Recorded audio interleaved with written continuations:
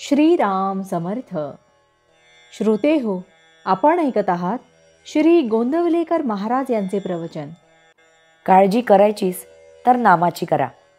आपण असे पाहतो की आज जे दुःखाचे वाटते तेच पुढे सुखाचे होते, आणि जे सुखाचे आहे असे आज वाटते तेच पुढे दुःखाला कारणीभूत होते. तुम्हाला जे सुखदुःख येते ते भगवंतापासून येते म्हटले तर दुःखाचे कारण काय? जोपर्यंत परक्याने दिलेले दुःख भगवंतानेच दिले असे वाटत नाही तोपर्यंत आपण भगवंताचे झालो नाही.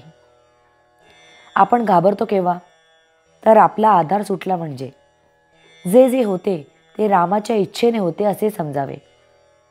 संकटे देवाने आणली तर ती सोसण्याची शक्तीही तोच देतो. समर्थांचे होऊन असे भ्यावे का? समर्थांचे जे झाले त्यांनी परिस्थितीला नाही डगमगू.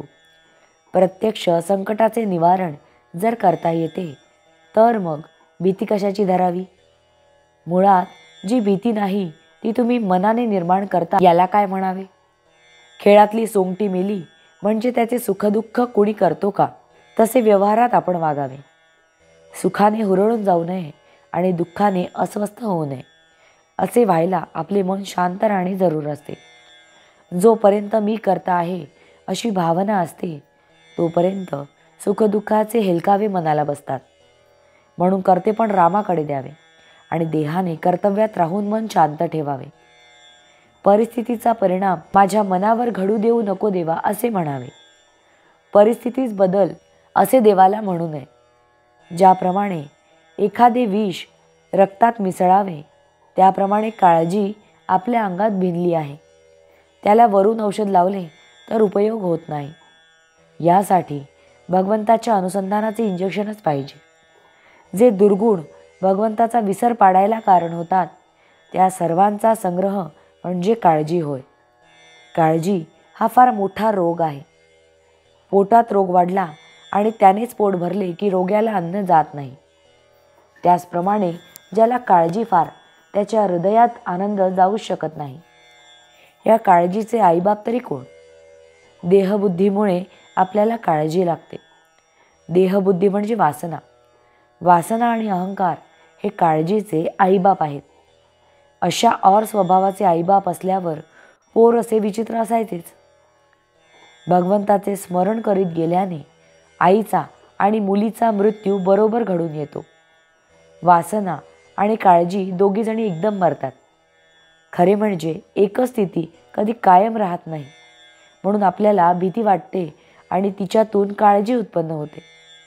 काळजी जितकी आपल्याला मारते तितकेच नाम आपल्याला तारते. तरीसुद्धा आपण काळजीलाच पकडून बसतो याला काय म्हणावे? आपला जेवढा वेळ काळजीत गेला तेवढा वाया गेला असे समजावे. काळजी करायचीच असेल तर अनुसंधान कसे टिकेल याची करा. भावार्थ: नामाची काळजी घ्या म्हणजे काळजी करायची वेळच येणार नाही. जानकी जीवन स्मरण जय जय राम. महारुद्र हनुमान की जय. समर्थ रामदास स्वामी महाराज की जय. सब संतन की जय.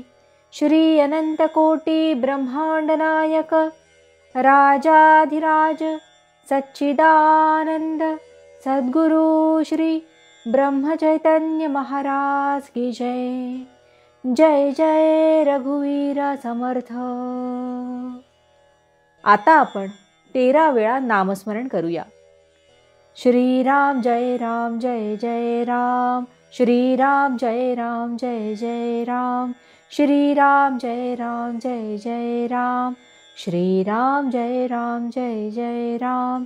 श्रीराम जय राम जय जय राम. श्रीराम जय राम जय जय राम. श्रीराम जय राम जय जय राम. श्रीराम जय राम जय जय राम. श्रीराम जय राम जय जय राम. श्रीराम जय राम जय जय राम. श्रीराम जय राम जय जय राम. श्रीराम जय राम जय जय राम. श्रीराम जय राम जय जय राम. जय श्रीराम.